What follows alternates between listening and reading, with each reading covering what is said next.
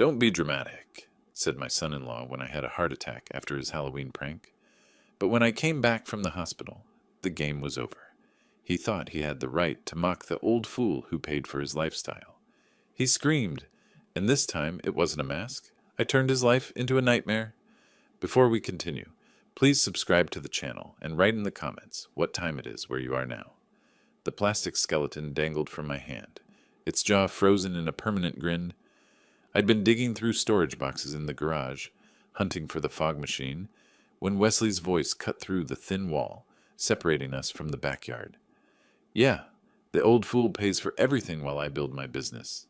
Free rent, free food, the whole deal." I stopped breathing. The skeleton swayed slightly. "Best setup ever, man. Just gotta put up with him hovering around." His laughter, casual, comfortable, drifted through the October evening. I stood there, cardboard box edges cutting into my palm, and felt something shift inside my chest. Not pain, not yet, just recognition.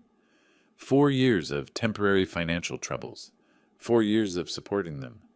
And this is what he said when I wasn't supposed to hear. I forced myself to move. The decorations needed to go up. That's what I did every Halloween. That's who I'd always been. The Arizona sunset painted the sky in streaks of orange and purple as I carried boxes to the front porch. My hands worked automatically, stringing orange lights along the railing, positioning jack-o'-lanterns, arranging the fog machine. Each action felt mechanical now, distant. Wesley's words played on a loop in my head. The old fool. I clipped fake spider webs to the doorframe and remembered doing this with Margaret, her laughter bright and genuine. She'd been gone 3 years. Now I decorated alone while the people living in my house, the house she and I had bought together, paid off over 30 years, treated it like a free hotel. Darkness settled over the neighborhood as I returned to the garage for the final box, the animatronic witch that cackled when triggered. The garage was dim, lit only by a single bulb that cast long shadows across the concrete floor. I bent to lift the box. Behind me, a chainsaw engine roared to life. The sound exploded in the confined space, deafening. A figure lunged from the shadows, grotesque horror mask, chainsaw raised, screaming. My heart seized, not figuratively. The pain erupted in my chest like a vice tightening, crushing, radiating down my left arm. I stumbled backward. The box crashed to the floor. My hand clawed at my chest. I couldn't breathe, couldn't speak. The pain was obliterating everything else. Wesley pulled off the mask, grinning. The chainsaw, I could see now it had no blade, just noise, idled in his hand. "Come on, Eldon, don't be so dramatic. It's just Halloween fun." I tried to form words. My voice came out as a gasp. "Call ambulance." My vision blurred at the edges. My legs wouldn't hold me. I sank to my knees, one hand still pressed against my chest, where the pain radiated outward like fire. Wesley's grin faded to annoyance. "You're fine. Stop overreacting." Footsteps. Cora appeared in the doorway, backlit by the house lights.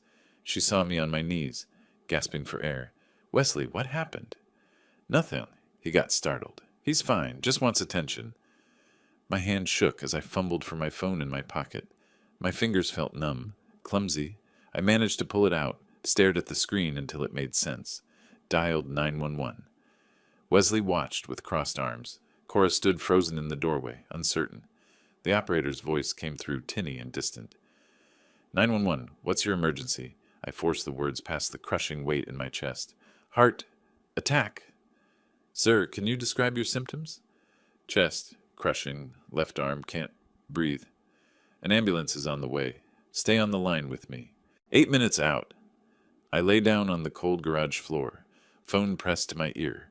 The operator asked questions, my age, medications, what happened. I answered in gasps. Wesley had retreated into the house. Cora knelt beside me now, but her hand on my shoulder felt weightless, meaningless. "Dad, you'll be okay. You probably just panicked." I looked at her, my daughter, and saw a stranger. The pain in my chest was physical, unbearable. The pain somewhere deeper was worse. The operator's calm voice guided me through the weight. "Stay still. Keep breathing. Help is coming." In the background, I heard Wesley's voice from inside the house. Casual, maybe laughing at something on TV. Cora remained kneeling beside me. one hand on my shoulder, a gesture that felt more like performance than care. 4 minutes away now, sir. I closed my eyes. The pain radiated through my body in waves, but beneath it a thought formed, cold and clear as ice water. They're not going to help me. I'm on my own. The siren grew louder, then stopped. Red and blue lights flashed against the garage walls, painting everything in urgent colors. Paramedics rushed in with equipment, all efficiency and purpose. They asked questions, rapid fire, my age, medications, what happened. Chest pain, I managed. Started suddenly. Called myself. One paramedic glanced toward the lit windows of the house. Family here? We can take one person in the ambulance. I nodded toward the doorway where Wesley and Cora still stood, watching. The paramedic disappeared briefly, returned with a neutral expression that told me everything. They said they'll come to the hospital tomorrow. Can't ride with us right now. The words landed like stones in still water. They're not coming. That's what they said, sir. We need to go now. They lifted me onto the stretcher, wheeled me past the Halloween decorations I'd hung just an hour ago. Through the pain and the oxygen mask, I saw Wesley and Cora in the doorway, watching, not moving. The ambulance doors closed, cutting them from view. Banner University Medical Center's emergency room was bright, cold, urgent. Doctors and nurses swarmed around me. IV lines, EKG leads, blood pressure cuffs squeezing rhythmically. Dr. Mitchell, a woman in her 50s with quick hands and calm eyes, read the monitors, her face serious. Mr. Woods, you've had an acute myocardial infarction, a serious heart attack. We need to get you to the cath lab immediately to place stents and restore blood flow to your heart. Time is critical. Do you understand? I nodded through the oxygen mask. We're going to take good care of you. But we need to move now. The ceiling tiles blurred as they wheeled me down hallways. The terms washed over me, blocked arteries, stent placement, cardiac catheterization. This is serious, I thought. This could kill me. And they stayed home. The catheterization lab was sterile, quiet except for beeping monitors. Dr. Mitchell explained they were inserting stents to open my blocked arteries. I was awake but sedated, watching the procedure on a screen I didn't understand. 2 stents. The pressure in my chest eased slightly. You're lucky, Dr. Mitchell said. You called quickly. Another 20 minutes. She didn't finish. Didn't need to. Lucky, I'd called myself. Saved myself. Because the people living in my house couldn't be bothered. The intensive care unit was quiet at night, just the symphony of monitors and ventilators humming around me. I lay in the hospital bed, wires connecting me to machines that tracked every heartbeat. 3 days passed in a haze of medication and vital sign checks. Cora visited once, on the 2nd day. Stayed 15 minutes.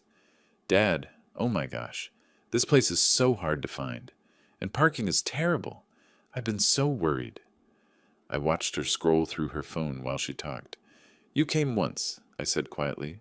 It's a long drive, and Wesley needed the car for his meetings. You understand? She checked the time on her phone. I should go soon. Traffic gets bad. She left, promised to visit again, didn't return. Wesley never appeared, not once. Nurses came and went, kind strangers providing more care than my own family. On the 3rd night, a nurse named Rose checked my IV. She was older, with gentle hands and tired eyes. She looked at the empty chair beside my bed. Honey, where's your family? You shouldn't be alone after something like this. Most patients have someone here constantly. I was silent for a long moment.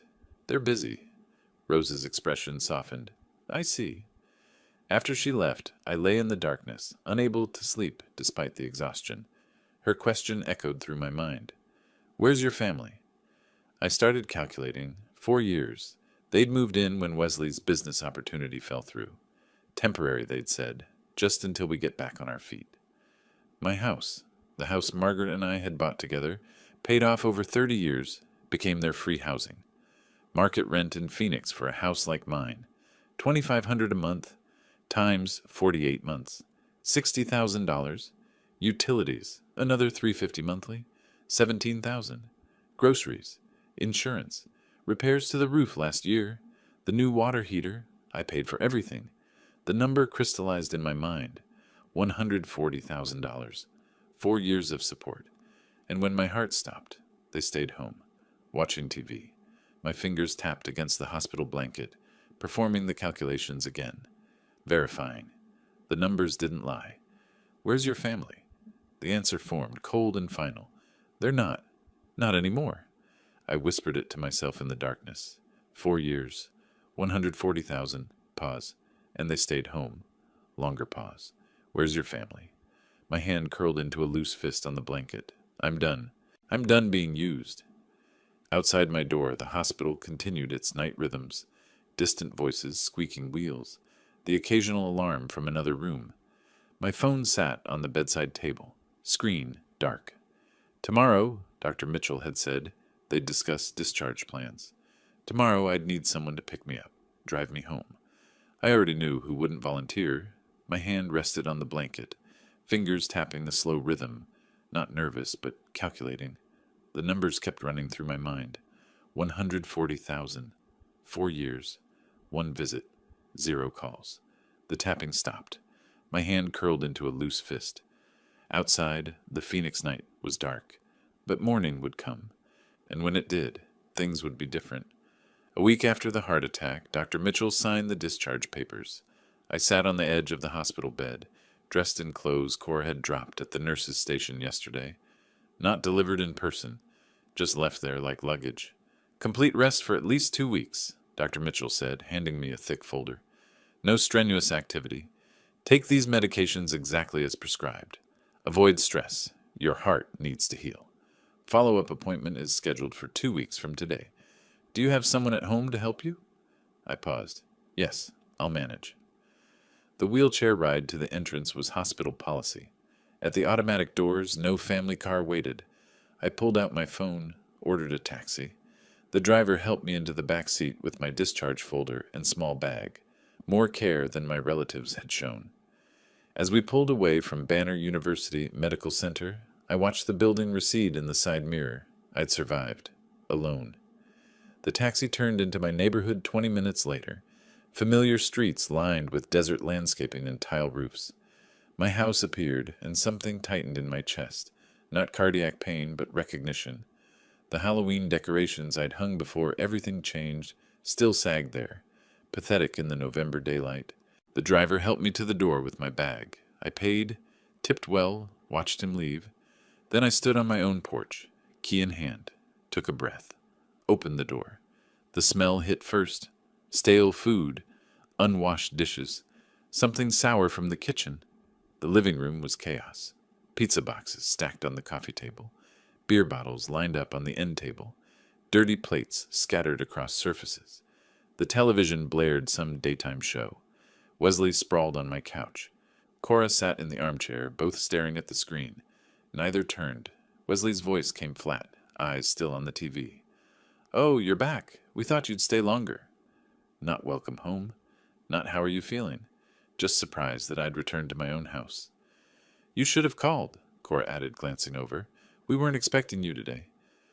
I stood in the doorway, hospital bag in hand. I was discharged. This is my home. Wesley shrugged. "Yeah, sure." I carried my bag past them, down the hall to my bedroom. Unpacked, slowly. Changed into comfortable clothes. The house felt foreign, occupied by strangers who looked like people I'd once known.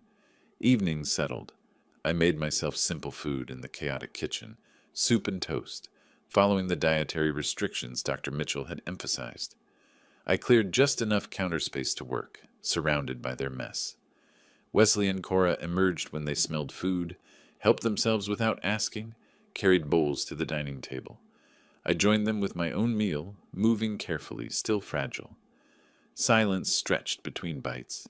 Then Cora spoke, her voice artificially light, almost cheerful. "Dad, honestly, it was so peaceful without you here. No offense, but you're always hovering, watching everything we do. We could finally relax." My spoon paused halfway to my mouth. "I was in the hospital," I said quietly. "I know, but still." She became defensive. "You have to admit, you can be a lot sometimes." Wesley leaned back in his chair, nodding. "Yeah, man. You need to chill and give us space. This is our home, too. You act like we're guests or something." I set my spoon down carefully, looked at it resting against the bowl's edge. "This is your home, too," I repeated. Exactly.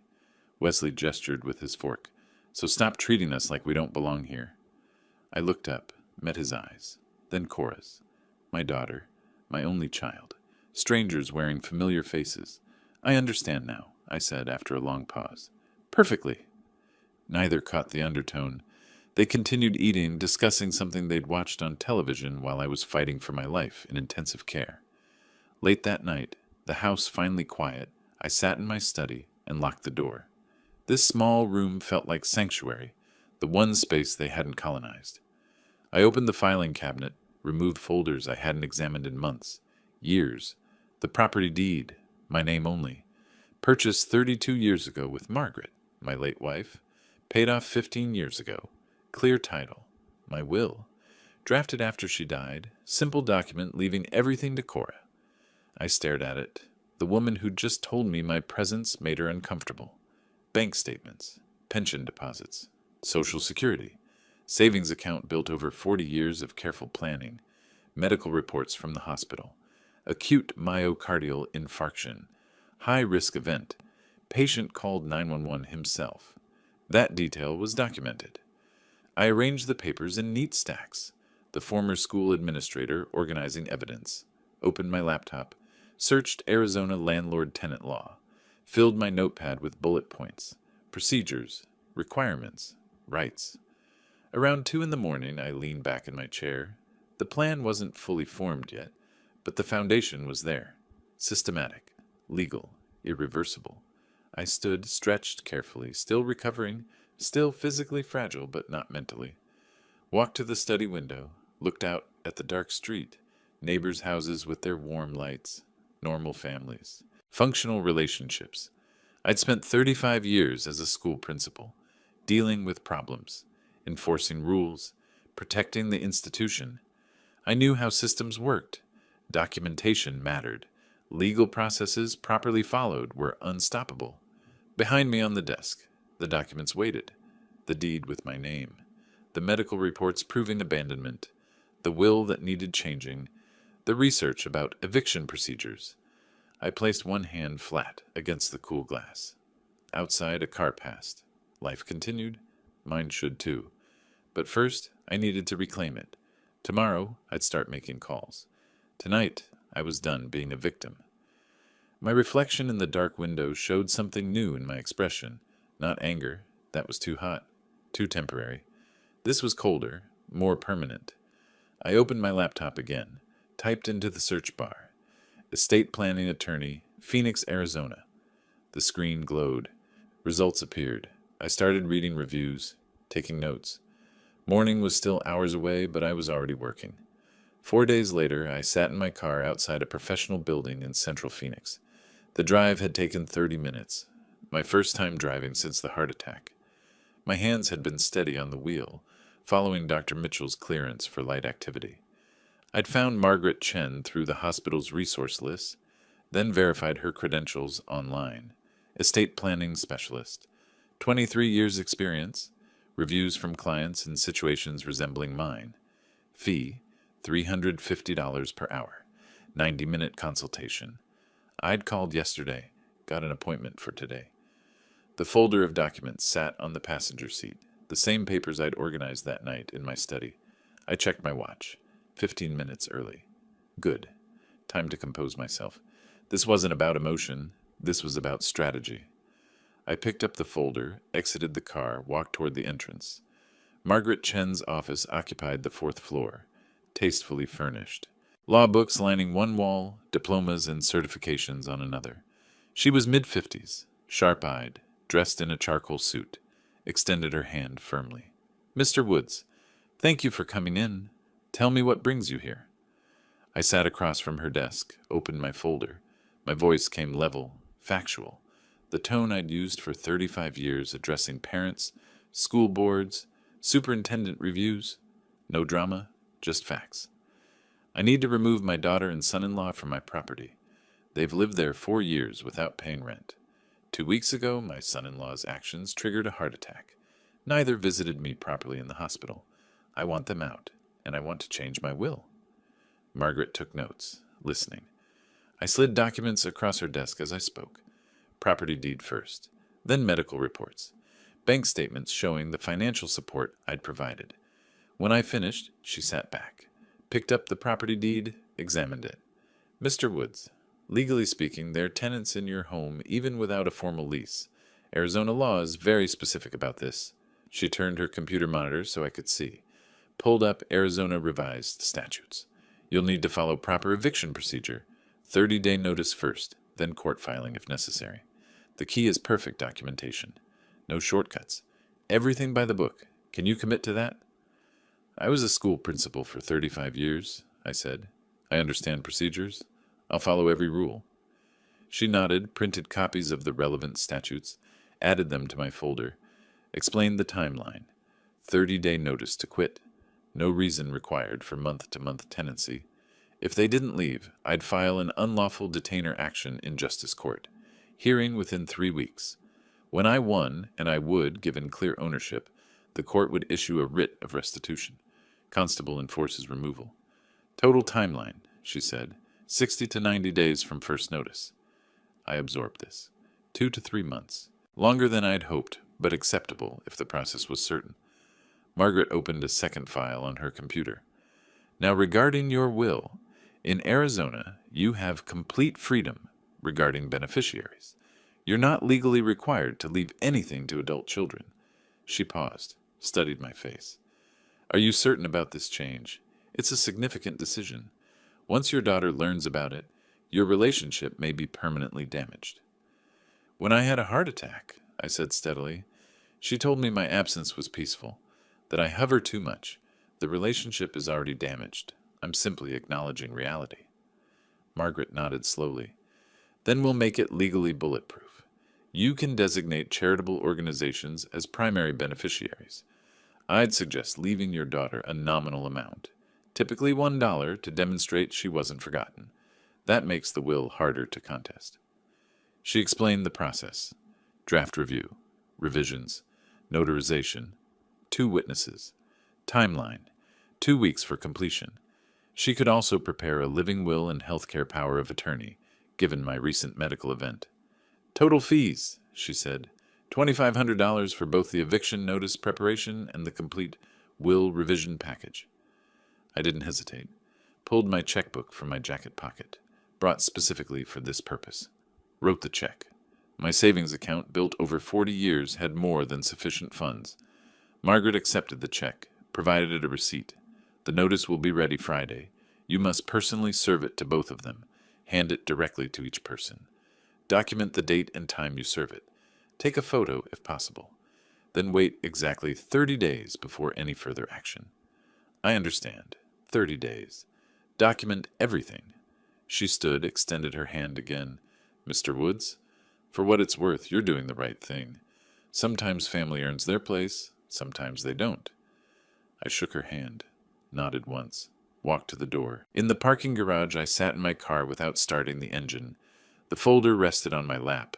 Through the windshield, downtown Phoenix rose in geometric patterns. Buildings, streets, systems.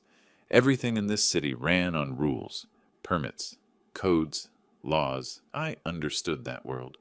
Margaret Chen would prepare the documents. I'd serve the notice. The system would execute the rest. It wasn't revenge. Revenge was emotional, chaotic, unreliable. This was justice, procedural, documented, irreversible. I started the engine, pulled out of the parking space, began the drive back to Ahwatukee, back to the house that was legally mine. That would soon actually be mine. In 3 days, I'd have the eviction notice. In 2 weeks, the new will. The timeline was established. The plan was in motion. For the first time since Halloween night, something in my chest eased. Not the cardiac pain, but the weight of helplessness. I wasn't helpless anymore. My exit approached on the freeway. I signaled, merged right, took the ramp toward home. Familiar streets appeared. My neighborhood. The house with the sagging Halloween decorations I still hadn't taken down. I pulled into the driveway. Wesley's car sat there, unemployed Wesley, who stayed home all day in my house, living off my retirement savings. I turned off the engine, picked up the folder, sat for a moment looking at the front door. In 3 days, I'd walk through that door with a legal document. Everything would change then, but not yet. For now, I'd go to my study, lock the door, wait. The folder felt solid in my hands. Real. Actionable. I opened the car door, stepped out into the Arizona afternoon heat, walked toward my house carrying the weight of what came next. 3 days passed in careful routine, medications at precise times, short walks around the neighborhood, cardiac rehabilitation exercises. I stayed in my study most hours, door locked, avoiding Wesley and Cora except for necessary encounters in the kitchen. They noticed my withdrawal, misread it as defeat, as acceptance of the status quo. Friday afternoon, my phone chimed. Message from Margaret Chen. Documents ready for pickup. I drove to her office, signed acknowledgement forms, received 2 sealed envelopes, one for Wesley, one for Cora. Margaret walked me through the service requirements one final time. Hand each person their notice personally. Document the date and time. Photograph, if possible. This starts the 30-day clock. I nodded. Placed the envelopes in my folder. Drove home. Saturday morning. Today. I woke at 6, showered, dressed carefully, slacks and a button-down shirt, as if preparing for a school board meeting. Formal occasions required appropriate presentation. Made coffee. Ate breakfast alone in the kitchen while the house remained silent. Around 9, sounds of movement upstairs. Wesley and Cora stirring. I sat at the dining table, the 2 envelopes before me, waited. Wesley appeared first, shuffling toward the kitchen in sweatpants and an old t-shirt. Morning, he muttered, not making eye contact. My voice was calm, authoritative. Wesley, Cora, I need both of you in the dining room. Now. Something in my tone made him pause. What's this about? Just come. Bring Cora. 5 minutes later, they stood before me. Wesley suspicious, Cora anxious. I remained seated, picked up the first envelope. This is for you, Wesley. Extended it across the table. And this is for you, Cora. Wesley took his envelope, frowning. Cora's hand trembled slightly as she accepted hers. What is this? Open them. Wesley tore his open first, pulled out the official document. His eyes scanned the header. 30-day notice to quit premises. His face transformed. Confusion, then comprehension, then rage. What the? You can't kick us out. This is ridiculous. His voice rose to a shout. Cora read hers more slowly, tears already forming. Dad, Dad, I'm your daughter. How can you do this to me? To us? My hands remained flat on the table. Voice level. This is my house. I've supported you for 4 years. You showed me I'm just a burden. When I was in the hospital with a heart attack, you couldn't be bothered to visit properly. You told me my absence was peaceful. Time to find your own place. Wesley slammed the paper down. We'll fight this. You can't just throw us on the street. I gestured to the notice. Read it carefully. It's perfectly legal, prepared by an attorney. You have 30 days from today. That's December 16th. I suggest you start looking for housing. The rest of Saturday deteriorated into chaos. Cora cried, pleaded, tried every emotional angle. We have nowhere to go. Winter is coming. We can't afford rent. You've had 4 years of free housing, I said. You should have savings. Wesley paced the living room, phone pressed to his ear, calling everyone he knew. By afternoon, he'd contacted some free online legal service, spoke with someone for 20 minutes, hung up looking deflated. What did they say? Cora asked desperately. Wesley's jaw clenched. Said the notice looks legitimate. Since we don't have a lease and don't pay rent, he can do this. Reality settling in. Sunday brought a new tactic from Cora. Mom would be ashamed of you, kicking out your own daughter, your own flesh and blood. I met her eyes coldly.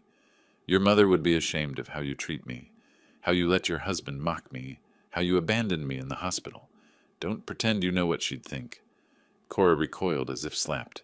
The house transformed into a Cold War zone. Wesley and Cora stopped speaking to me except in angry bursts. Meals became separate affairs. The television stayed on late into the night, volume deliberately loud, small acts of defiance. I documented everything, noise levels, times, behaviors, my notebook filled with entries. Monday, Wesley blocked my car in the driveway for 3 hours before moving it. Tuesday, Cora accidentally threw away mail that had been on the counter. Small harassments, testing boundaries. I responded by installing a lock on my bedroom door, matching the one on my study. Kept important documents in my car trunk now. Wednesday evening, 5 days after serving the notice, I sat in my study, reviewing my calendar. 25 days until the deadline. If they refused to leave, and I suspected they would, Margaret would file the unlawful detainer action. Court hearing 3 weeks after that. February before this ended, probably. I'd learned patience over decades in education. I could wait. A knock on my study door made me look up. "Dad, can we talk?" Cora's voice, small, tentative. I stared at the closed door. "Read the notice. 30 days. That's all the talking needed." "Dad, please." 25 days now. I suggest you start packing." Footsteps retreating. I returned to my calendar, marking off another day. 9 days after serving the notice, the phone calls began. Sunday afternoon, my cell rang. Cousin Janet from Tucson, voice tight with concern. "Eldon, I just got a message from Cora. She says you're evicting her? Your own daughter?" I kept my voice neutral. "That's correct. But why? She says you're throwing them out with no reason, no warning." I could hear Cora's narrative in every word. "Janet, I've housed them rent-free for 4 years. When I had a heart attack, they didn't visit properly. I gave them 30 days legal notice. That's all I owe anyone." Silence. "That seems harsh, Eldon." "Perhaps. It's also my legal right." She hung up shortly after. The second call came an hour later. My nephew Mark. Same story, different voice. Cora had been busy, messaging extended family, painting herself as victim. I kept responses short, factual, refusing to justify myself. By evening, my phone showed 6 calls, 4 voicemails. I listened to none of them. They didn't matter. This wasn't a popularity contest. It was a property matter, governed by law, not family opinion. 3 days later, Wednesday morning, I discovered the damage. I'd gone out for my cardiac rehab appointment, 90 minutes of supervised exercise and monitoring.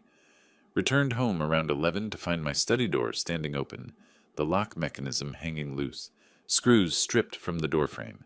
My heart rate spiked, not cardiac distress, but fury carefully controlled. I stepped inside. Filing cabinet still locked, desk drawers undisturbed, computer closed as I'd left it, but the door, the symbolic boundary, violated. Wesley was in the living room, feet on the coffee table, watching television. "Wesley, my study door lock is broken." He didn't look away from the screen. "Huh? That's weird. Must have been weak or something. It was fine this morning when I left for my appointment." Maybe it just gave out. Old house, old hardware. These things happen. The casual lie, the deliberate disrespect. I pulled out my phone, took photos of the damaged lock, the stripped screws, the door frame. Then I walked past him, got my keys, drove to the nearest police substation. Officer Rodriguez, mid-40s, professional demeanor, took the report. "You're filing for property damage?" "Yes. And I want it documented. I've served them with an eviction notice. This is retaliation." He made notes, assigned a case number. "Property damage, residential, estimated repair cost? $150 for locksmith, but I'm more concerned about the pattern of behavior. They have 21 days left on their notice. I expect more incidents." Rodriguez looked up from his paperwork. "You anticipating escalation?" "I'm preparing for it." He nodded slowly. "Smart. Keep documenting. Photos, times, descriptions. If it continues, you'll have evidence for the eviction hearing." I left with a police report number, stopped at a hardware store, bought a new deadbolt and a small wireless security camera, the kind that records to cloud storage. By evening, the new lock was installed, camera mounted inconspicuously on a bookshelf, angled to cover the study door and desk. I tested it from my phone. Clear image, motion-activated recording. Ready. The following Monday, December 1st, 15 days before the deadline, I woke to voices. My bedroom clock showed 1:47 a.m. Male voices, multiple, from downstairs. Laughter, music, glass clinking. I got up quietly, pulled on clothes, crept to the top of the stairs. The living room lights blazed. Wesley sat in the armchair, beer in hand, talking with 3 men I'd never seen. Large men, rough-looking, sprawled on my furniture. More beer bottles on the coffee table. The television played some action movie at high volume. One of the strangers noticed me on the stairs. "Hey, that the old man?" Wesley turned, raised his beer in mock salute. "Yeah, that's him. Don't worry, he's harmless." I descended slowly. Wesley, it's almost 2 in the morning. Who are these people? Friends of mine. We're just hanging out. Relax. In my house, at 2 a.m. on a Monday night. One of the men, tattooed arms, hostile eyes, leaned forward. You got a problem? I assessed the situation. 3 large men, potentially confrontational, middle of the night. I pulled out my phone, started recording video. I'm documenting this. You're trespassing. All of you need to leave. Now. Wesley stood, anger crossing his face. Put that phone away. These are my guests. This is my home. I kept recording, voice calm. This is my property. They're not on the lease, because you don't have a lease. They're trespassing. You have 10 seconds to ask them to leave, or I'm calling the police. 9, 8, 7.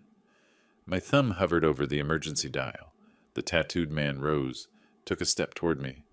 Maybe you should go back to bed, old man. I didn't retreat. 6, 5. Something in my stillness, my complete lack of fear, made him pause. Wesley put a hand on the man's shoulder. Forget it. Not worth it. To his friends. Come on, let's go to my truck. We'll finish there. Grumbling, gathering beer bottles, the 3 men filed out. Wesley followed, shot me a venomous look. This isn't over. 14 days, I replied quietly. Then you're gone, whether you like it or not. The front door slammed. I stopped recording, saved the video, checked the timestamp, backed it up to cloud storage immediately. Then I sat at the dining table and opened my laptop, created a new document. Lease violation notice, guest policy violation. Typed out the incident, date, time, physical descriptions, Wesley's admission they were his friends, trespass on property. Printed 2 copies, one for my files, one to serve Wesley in the morning. By 3 a.m. I was back in bed, new lock, secure on my door, phone on the nightstand fully charged. Tomorrow I'd serve the violation notice, add it to the growing file. They thought they could intimidate me, make me back down. They didn't understand. I'd spent 35 years dealing with difficult parents, hostile board members, union grievances. I knew how to outlast opposition, how to follow procedures until procedures won. 14 days until the deadline. If they didn't leave voluntarily, court would force them. And every incident tonight, every broken lock, every 2 a.m. gathering, all of it would strengthen my case. I closed my eyes, slept soundly, because I was winning, slowly, systematically, but winning. December 16th arrived, the deadline. I woke early, checked every room of the house. Wesley and Cora's bedroom door closed, their belongings still present, cars in the driveway. They hadn't left, hadn't packed, hadn't made any visible effort to find alternative housing. I'd expected this, but seeing it confirmed brought cold satisfaction. I drove to Margaret Chen's office downtown carrying my folder, now thick with documentation, the original notice, police report about the broken lock, security camera footage burned to disk, the written lease violation notice, photos of damages, my detailed notebook. Margaret reviewed everything methodically. They didn't vacate. We filed today. She'd already prepared the forcible detainer lawsuit, Arizona's formal eviction action. I signed the complaint, wrote a check for the $218 filing fee. Margaret submitted it electronically to Maricopa County Justice Court before noon. Court hearing will be scheduled after the holidays, she explained. Probably early January. You'll receive notice of the date. I nodded. The legal machinery had engaged. Now came more waiting. The weeks between filing and hearing stretched tense and strange. Wesley's provocations intensified, blocking my path in hallways, leaving messes in shared spaces, playing music deliberately loud during hours I normally worked in my study, testing boundaries, seeking reaction. I documented everything, maintained icy silence, refused engagement. A few days before Christmas, Cora tried emotional appeal again, cornering me in the kitchen. It's Christmas, Dad. You're destroying our family. Can't we call a truce, at least through the holidays? Her voice carried desperation beneath manufactured sweetness. I set down my coffee cup carefully. You destroyed this family when you left me alone with a heart attack, when you told me my absence was peaceful. Christmas doesn't change facts. She recoiled as if struck. Christmas Eve arrived. I spent it alone in my bedroom, door locked, while Wesley and Cora threw a party in the living room. Loud music, laughter, voices of friends they'd invited. a demonstrative act of defiance. I ordered Chinese food delivery, ate in my room, watched a movie on my laptop with headphones. Unbothered, they could have their party. I had the court date. January 7th, 3 weeks after the lawsuit filing. I dressed in a suit, the same one I'd worn to school board meetings for decades. Dark navy, crisp white shirt, conservative tie. Professional presentation mattered. Margaret met me at the Maricopa County Justice Court building downtown, a blocky concrete structure housing small claims and eviction proceedings. We sat in the hallway outside the courtroom, reviewing strategy. "Let me do most of the talking," Margaret advised. "Answer questions the judge asks directly, briefly, factually. No emotion." I nodded. I'd testified before. Budget hearings, personnel disputes, board investigations. I understood courtroom decorum. Wesley and Cora arrived 10 minutes before the hearing. No attorney. Wesley wearing jeans and a wrinkled button-down. Cora in casual clothes. Both looking unprepared. They sat across the hallway. Wesley glaring. Cora staring at the floor. The bailiff called, "Woods versus Wesley and Cora Woods." We filed into the small courtroom. The judge, a woman in her 60s, sharp eyes, no-nonsense demeanor, sat elevated behind the bench. "This is a forcible detainer action. Mr. Woods represented by counsel. Defendants appearing pro SC. Proceed." Margaret presented the case systematically. Property deed showing sole ownership. The 30-day notice, properly served November 16th. Proof of service, my testimony about handing each defendant their notice personally. The December 16th deadline passage without vacating. Police report documenting property damage. Security camera footage of the study door violation, photos. Written documentation of lease violations. The judge reviewed each exhibit, asked clarifying questions. "Mr. Woods, did the defendants have a written lease?" "No, Your Honor." "Did they pay rent?" "No, Your Honor." "How long did they reside in your property?" 4 years, Your Honor." "And you served proper notice on November 16th, giving them until December 16th to vacate?" "Correct, Your Honor. I personally handed each defendant their notice." The judge turned to Wesley and Cora. "Do you dispute any of these facts? Do you dispute that you received notice? That you didn't vacate? That you don't have a lease?" Wesley started to speak, voice rising. "He can't just—" The judge cut him off. "Answer the question." Wesley deflated. "No, but—" "Then you have no legal defense. This is a month-to-month tenancy termination. Proper notice was given. You failed to comply." She reviewed the police report about the damaged lock. "Property damage during the notice period. That's concerning." She looked at Wesley. "Sir, this doesn't help your position. Mr. Woods has been more than generous. 4 years of free housing. You've responded to lawful eviction notice with property damage and defiance." She picked up her pen, made notations. "I'm granting the plaintiff's petition. 10-day writ of restitution. Defendants must vacate the property within 10 days from today. That's January 17th. If you fail to vacate, the Maricopa County Constable will enforce removal and place your belongings at the curb. Court costs awarded to plaintiff." The gavel came down. Final. Binding. Margaret leaned close. "Perfect outcome. 10 days. If they're not out by the 17th, we request the writ of execution."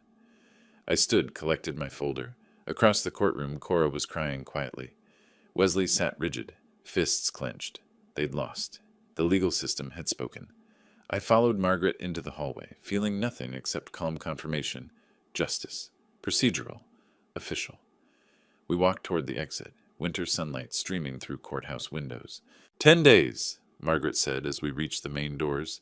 "If they're not out by the 17th, we file for the writ of execution.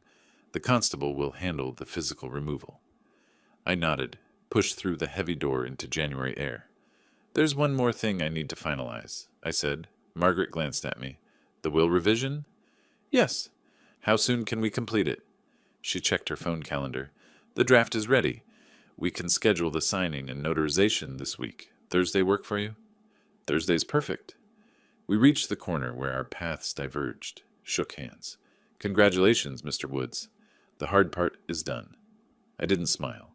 Not quite, but close. I turned toward the parking lot, folder under my arm, the January sun warm on my shoulders. 10 days until they're gone, and a will to finalize before they find out what else they've lost.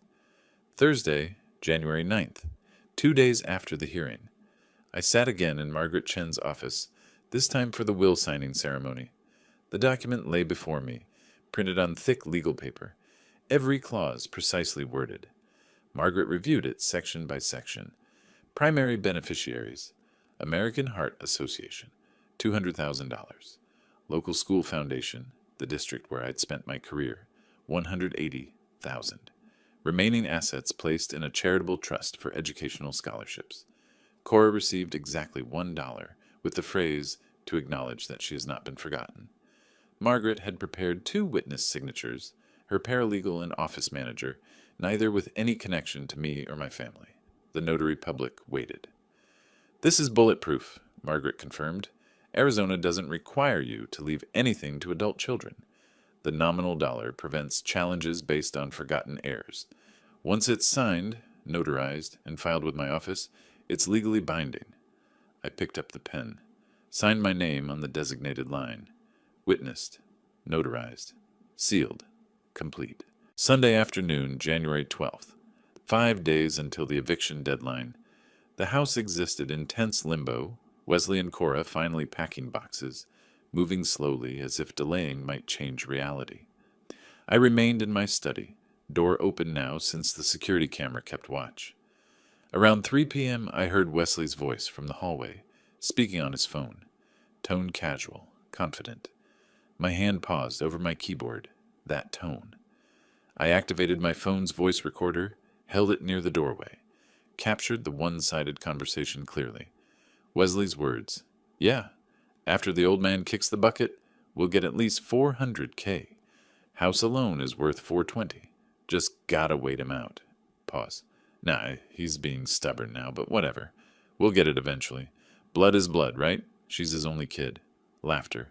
"Exactly. Play the long game." The call ended, footsteps retreating. I stopped recording, played it back.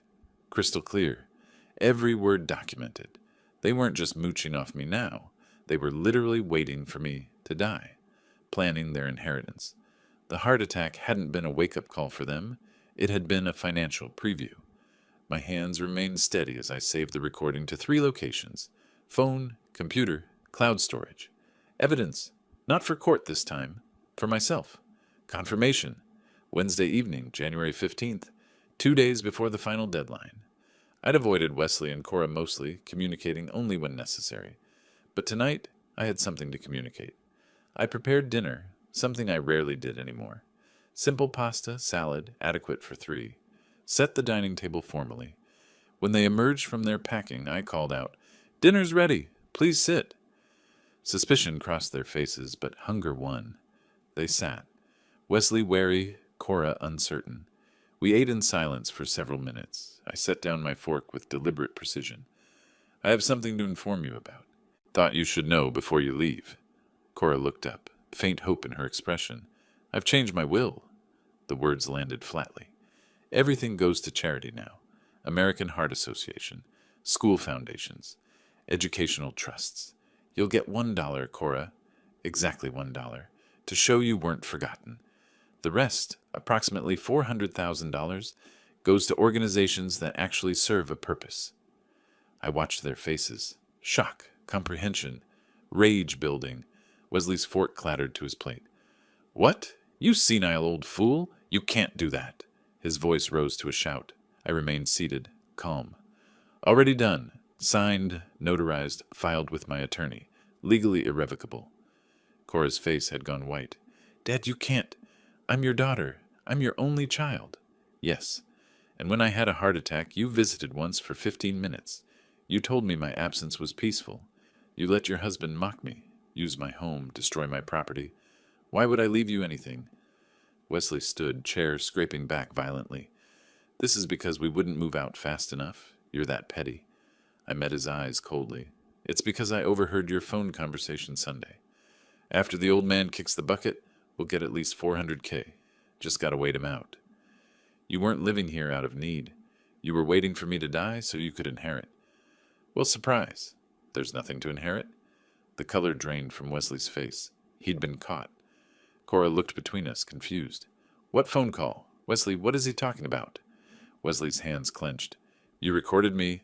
That's invasion of privacy. My voice stayed level, almost clinical. In my own home, I can record what I hear. Arizona is a one-party consent state. The recording is legal and informative. I stood, collected my plate. You've been parasites, both of you, living off me while literally waiting for me to die. The heart attack was convenient for you, wasn't it? Speed up the timeline. Cora started crying, but these tears were different. Not sad tears, angry tears, frustrated tears. You can't do this. There are laws. Children have rights. Adult children have no inheritance rights in Arizona. I asked my attorney specifically. I can leave my estate to whoever I choose. I choose charity, people who need it, organizations that help others instead of exploit them. I walked to the kitchen, rinsed my dish, left it in the drainer. Behind me, Wesley was shouting something, threats, curses, desperate arguments, Cora's sobs. I climbed the stairs to my bedroom, closed and locked the door, sat on the edge of the bed in the quiet. It was done. All of it. The eviction, the will, the truth. They knew everything now, knew they'd lost completely. 2 more days of their presence, then silence. My house, my life, my choices.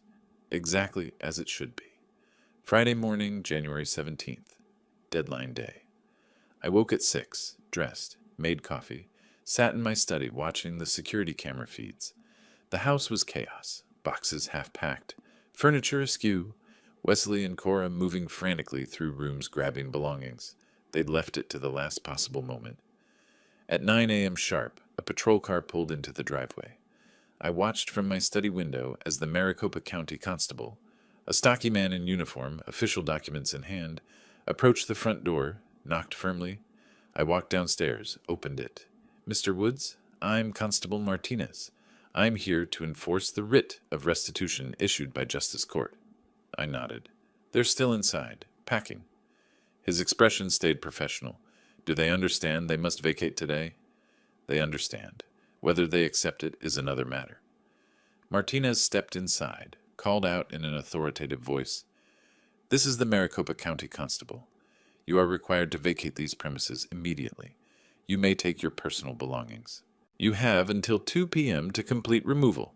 After that time, any remaining items will be placed at the curb. The next 5 hours were controlled chaos. Wesley shouted obscenities while throwing clothes into garbage bags. Cora cried while wrapping dishes in newspaper. They'd rented a U-Haul truck. I saw it parked on the street, orange and white, pathetically small for 4 years of accumulated possessions. The constable remained present, stationed in the living room, watching. Twice he had to warn Wesley about his language and aggressive movements. Sir, calm down, or I'll have to cite you for disorderly conduct. This is a legal eviction. You need to comply peacefully. Wesley glared but moderated his behavior. I stayed in my study mostly, door open, watching the removal. They took furniture that was theirs, a bedroom set, a cheap entertainment center, left the rest. By 1:30, the U-Haul was loaded haphazardly, boxes and furniture jammed inside without organization. Cora made one last trip through the house, eyes red from crying. She looked toward my study. I met her gaze. She opened her mouth as if to speak, closed it, turned away. At 10 minutes before 2, Wesley gunned the U-Haul's engine and pulled away from the curb. Cora followed in their sedan. The constable walked through the house with me, documenting that it was now vacant. Signed the completion form. Property is returned to your possession, Mr. Woods. Shook my hand. Left. I learned the details later, pieced together from observation and a bitter phone call Cora made to a cousin that someone overheard and shared. No apartment would take them. No first month, last month, and deposit money saved after years of free living. No references I would provide. They'd found the cheapest motel on the outskirts of Phoenix, a run-down place off the interstate where the neon sign flickered and the parking lot held suspicious characters. $650 per week. No kitchen, no lease. Pay weekly or get out. Cora's part-time spa income, $1,600 monthly, couldn't cover it. Wesley's cryptocurrency business generated nothing. Within a week, their savings, whatever meager amount they'd scraped together, was gone. The financial reality they'd avoided for 4 years by living off me crashed down like a collapsing building. 8 days after the eviction, my phone buzzed with a message from an unknown number. Just a photo. No text. I opened it. Wesley in what appeared to be a police station, sitting at a desk, officer visible in the background. An hour later, a second message from the same number. Thought you'd want to know. Fraud charges. Multiple victims. I searched online news, found a brief article in the Phoenix Business section. Local man charged in cryptocurrency investment scheme. Wesley's name. Accusations of operating a pump-and-dump scheme, convincing investors to buy worthless tokens, then cashing out while values collapsed. 7 identified victims.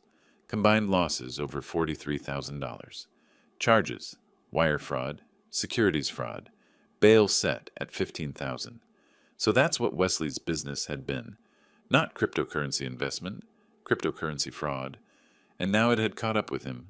I felt no satisfaction, just cold acknowledgement. Wesley couldn't make bail. $15,000 might as well have been $1 million. He sat in Maricopa County Jail for 6 days while Cora scrambled, calling distant relatives, begging for help.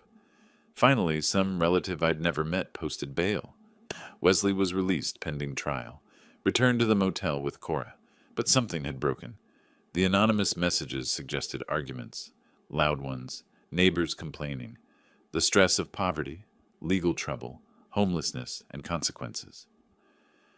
3 weeks after Wesley's arrest, mid-February by my calendar, another anonymous message, photo of court documents, divorce filing, Cora petitioning to dissolve the marriage, citing irreconcilable differences. The parasitic partnership was collapsing from within. I saved the photo, filed it with my other documentation, not because I needed it, just because completion mattered. The story had an ending. Wesley facing criminal charges. Cora finally cutting ties. The natural consequences of parasitic living and fraudulent schemes. I hadn't caused Wesley's arrest. Wesley's own criminal behavior had. But the eviction had accelerated everything, removed the protective bubble of free housing, exposed them to the harsh reality they'd been avoiding. Sometimes justice wasn't what you did. It was what you stopped enabling. Early February brought something I hadn't experienced in 4 years. Genuine solitude. Not loneliness, solitude. The distinction mattered. I woke when my body wanted to wake, not when Wesley's footsteps thundered overhead. Ate what I wanted, when I wanted, without meal planning around others or finding my groceries consumed. The house breathed differently. Lighter. My cardiac rehabilitation continued 3 times weekly. Monitored exercise, heart rate tracking, steady improvement. Dr. Mitchell expressed satisfaction at my progress. Mr. Woods, your progress is excellent. Whatever stress you were under before, it's clearly gone. Your numbers tell a story. I just nodded. Some things didn't require explanation. I started small projects. Repainting the hallway, organizing the garage, planting a garden bed in the front yard. Simple acts of ownership, of reclaiming space. Valentine's Day, February 14th. I was reviewing finances at the kitchen table when my phone buzzed. Text message. Cora's name. I stared at it before opening. Dad, I'm sorry. We were wrong. Can we talk? 8 words. 4 months of absence, exploitation, legal battles, eviction, reduced to 8 words. I set the phone down. Didn't respond immediately. 3 days I thought about it. Worked in the yard, attended rehab, prepared meals, lived my quiet life. The message sat unanswered. What did Cora want? Reconciliation? Financial help? A return to the way things were? And what did I want? A daughter who'd abandoned me during a heart attack? A daughter who'd told me my absence was peaceful? But also my daughter, my only child, the only remaining connection to my late wife. February 17th, 3 days after Cora's message. I sat at my desk, phone in hand, composing carefully. Cora, I love you, but respect comes before forgiveness. When you're ready to treat me like a father, not a resource, we can talk. Not before. I read it 3 times, adjusted nothing. Sent it. The response was immediate. 3 dots showing she was typing. Then the dot stopped. No reply came. Hours passed. Days. Nothing. I experienced no disappointment. Just recognition. She wasn't ready. Maybe she'd never be ready. Real change required more than an apology text when life got hard. It required understanding what had been wrong in the first place. Whether Cora understood that, time would tell, or not. Either way, my life continued. Mid-March, I saw the news update. Brief article in the Phoenix paper's court section. Wesley entering a guilty plea to reduced fraud charges. Sentence, 18 months probation, community service. Restitution of $43,000 to identified victims. No jail time beyond the 6 days already served. I read it twice. Felt nothing except closure. Wesley's criminal behavior had consequences. The victims would receive some compensation. Wesley would spend the next year and a half under supervision, paying off debt. Justice. Imperfect, as all human justice was, but real. A few days later, another brief article, divorce finalized. Cora Woods, single status.